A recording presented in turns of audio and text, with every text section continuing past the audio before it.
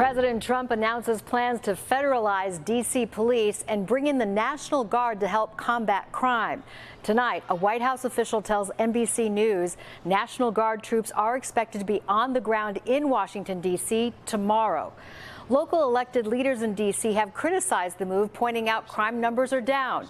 And so, too, have politicians here in Illinois, as President Trump threatened today the idea of doing the same thing here in Chicago. Investigative reporter Bennett Haeberle explains. In announcing plans to federalize D.C. police and call in the National Guard to help fight crime, President Trump floated the idea of expanding it to other cities like Chicago, which drew a swift rebuke from Governor Pritzker.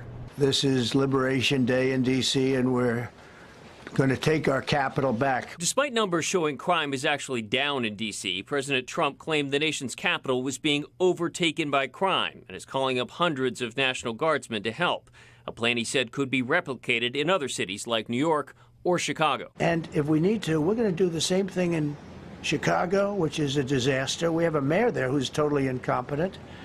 He's an incompetent man.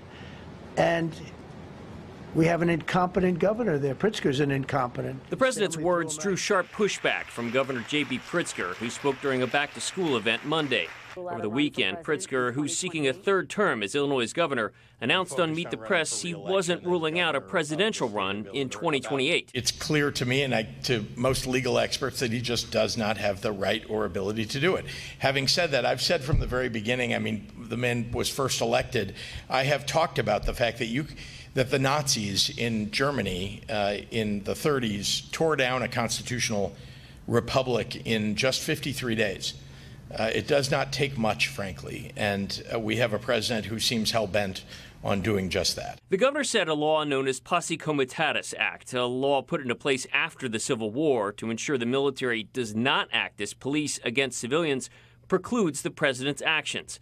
But the Army statement Monday said the president is acting under Title 32, which deals with the role of the National Guard and the ability of governors or the president to call up the Guard under certain circumstances. It's a typical move by this president to create chaos and uncertainty and to draw the attention from other issues like Jeffrey Epstein and his papers, draw the attention away from the concern of American families that health care is beyond their reach and the cost of living is beyond their reach. He is trying to change the subject. He won't be able to do that. In D.C., 800 soldiers were activated. Between 100 to 200 will be supporting law enforcement at any given time. D.C.'s mayor said the takeover is, quote, unsettling and unprecedented, but that the city isn't totally surprised. Brandon Johnson's office, by the way, said sending any National Guardsmen here in Chicago would destabilize our city and undermine our public safety efforts. Bennett Haeberle, NBC5 Investigates.